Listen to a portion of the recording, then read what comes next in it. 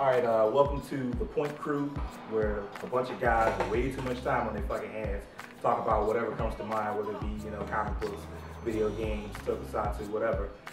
Today we're doing comics. This is, I'm Sage, this is my boy Darren. What's going on? So let's just, let's just get into it.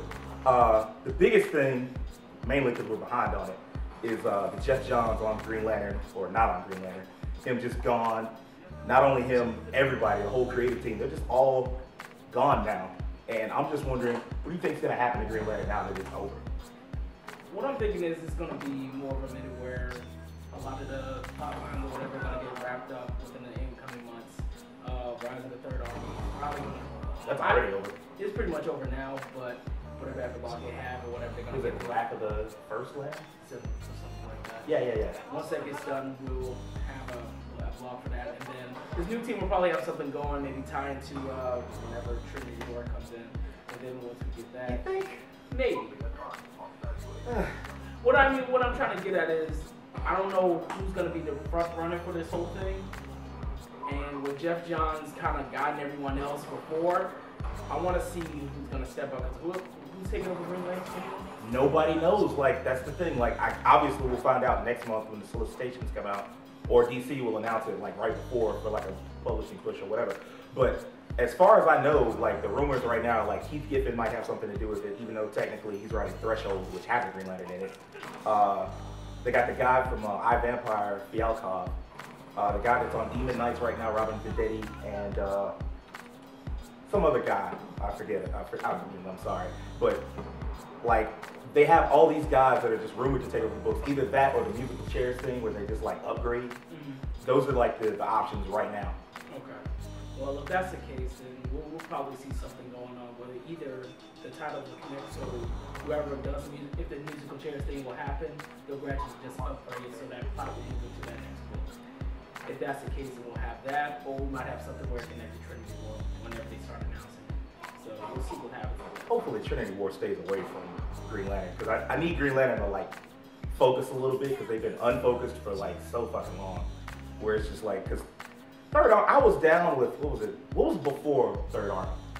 Before Third Army was War of the Green Lanterns or something? Yeah, that was before the 52 started, so that was decent, but this right here, it's just been kind of haphazard and whatever the fuck, you see it, but there was no clear plot line, and then all of a sudden at the end, Kyle's the White Lantern and he's smashing the shit out of the Guardians, and then that's pretty much it. Now that one part I did that Kyle is finally a torchbearer, he's a badass again for whatever reason. I like that, which, you know what, thinking on it now, that's probably why Jeff left, nah, Hal's not the main guy anymore, fuck it, I'm out. He lost his best character, he lost his favorite. His favorite's in Limbo, but he was on there since, what did it seem 2005? Yep, Rebirth, 2005.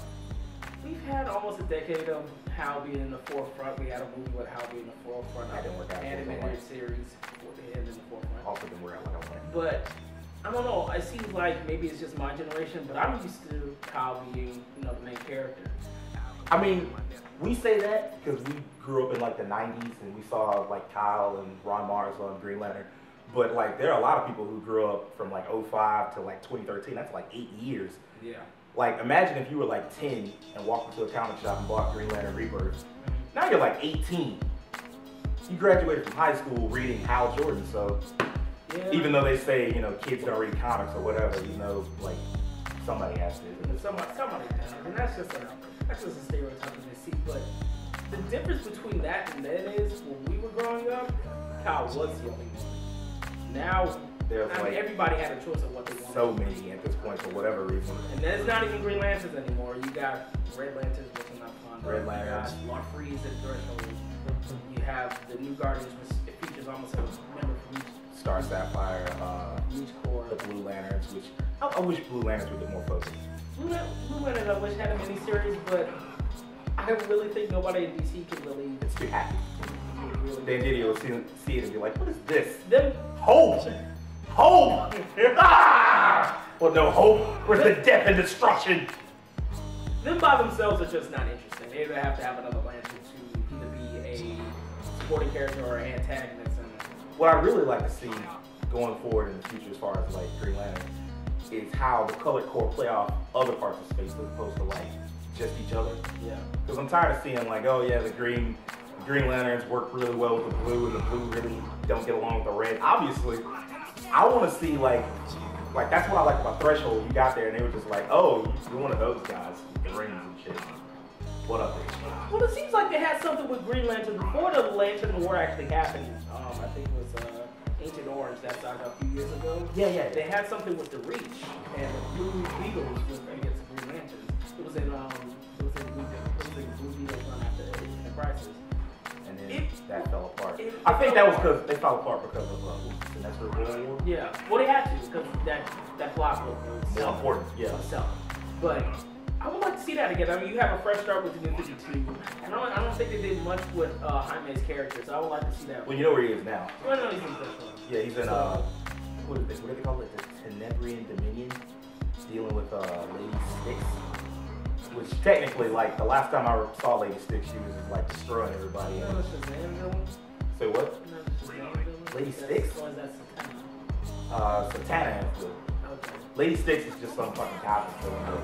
Keith Giffen was just like, yeah, I'm gonna turn her into the new Annihilus. Remember that guy?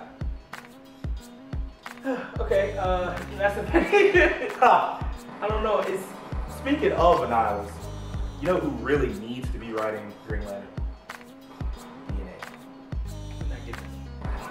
They're writing Battlestar Galactica for some reason. I don't know why that's happening. they're gonna keep writing. Not even new Battlestar Galactica.